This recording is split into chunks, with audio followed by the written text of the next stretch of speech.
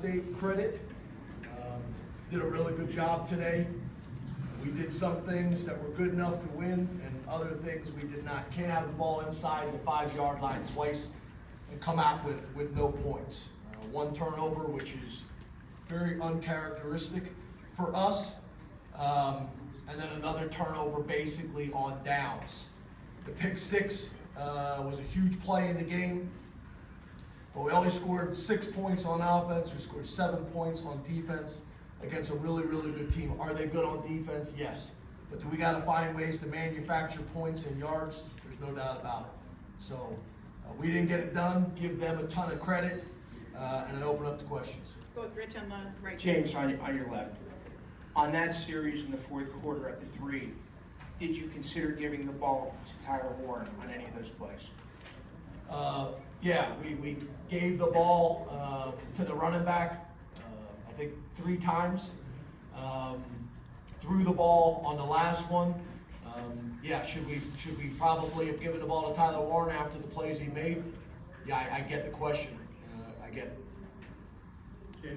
I'm sure part of the decision to go there on 4th down is that you still have 3 timeouts, so you could pin them really deep if you don't get it. What happened with your defense that had been playing relatively well throughout the game that it wasn't able to stop them? Yeah, not only that, you could get a safety and get the ball back, which puts you in position to win the game. Get a 2-point safety and the ball back, 3 timeouts. They had a championship drive right there at the end. We did not play well in an obvious running situation. Did not handle, I think, the fact that the offense didn't score in that situation well. Jared on the left. Hey, Coach Franklin, right here. I know after a win, we hear you talk about, hey, let's enjoy this one for 12 hours. After a loss like today, is the focus, hey, let's look at Washington, or is it let's rest and regroup? No, we gotta do a great job of making sure we come in tomorrow, make the corrections, but then Sunday night we gotta flush it and move on to Washington. We can't allow one loss to turn into 2. The reality of college football is everything is still ahead of us, and we gotta do a great job of making the corrections, eliminating the things that were unforced errors that happened today, and then we got to find a way to get a win next week at home, and everything is still in front of us. Neil and then Andrew. James, can you address some of the pre-snap, post-snap penalties, and particularly the one that gave them a 1st down on their 2nd touchdown drive? What did you see there? Yeah, jumping off sides in an obvious 3rd down situation, extended a drive for them, a tackle and standing over a guy, unsportsmanlike conduct penalty on a 3rd down stop, extends a drive. Can't do that. Can't do those things. So happened last week, happened again this week. That's on me. We gotta be a disciplined football team. We were not disciplined at times today. Andrew. Coach, you saw fans throwing things on the field, booing, very frustrated. What's your message to them about today's game? I understand their frustration. Guys in the locker room are just as frustrated, if not more, but college football has changed.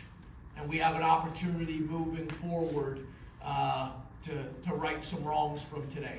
And that's what we're gonna focus on. I get it, we get an unbelievable crowd here. We get unbelievable support. You don't do that without passion. And there's great things that come from that, and there's hard things that come from that. That's part of the job. That's part of the job, and I own it all. I own it all. Tyler and then Adam.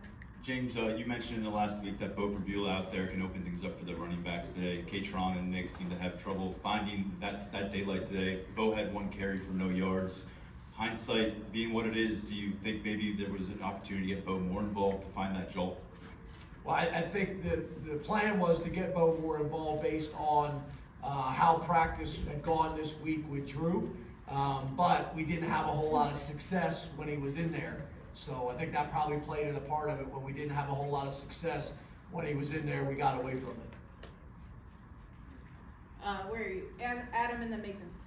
James, you can't control the outside, but as far as yourself and evaluating yourself in these big game performances, how do you do that? What significance do you put on a game like today?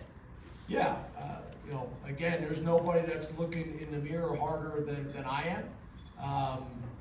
I will say this, and I've said it before, 99% of the programs across college football would die to do what we've been able to do in our time here, and that's all of us.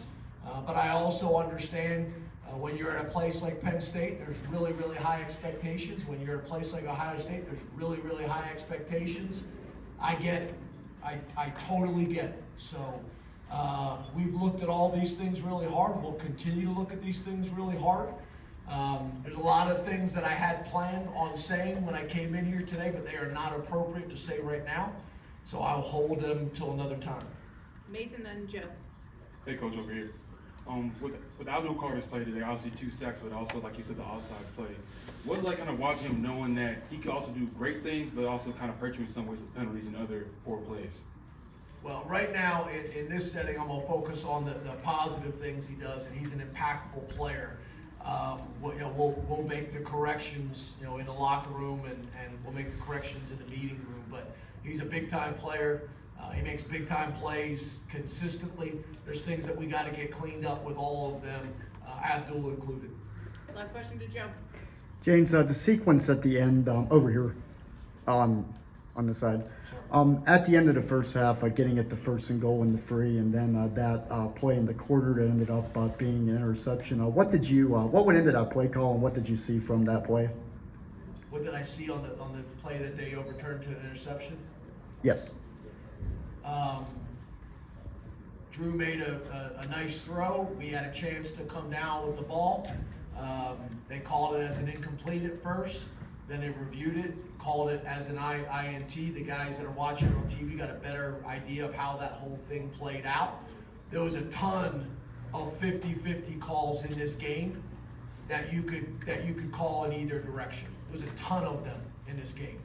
The fumble on the sideline in the near arm that goes out at the 2-yard line, obviously, and is called a touchdown. There's a ton of calls, 50-50 calls that could go either way. And in that type of game, they're critical. They're critical. Besides that, I don't have a whole lot more for you.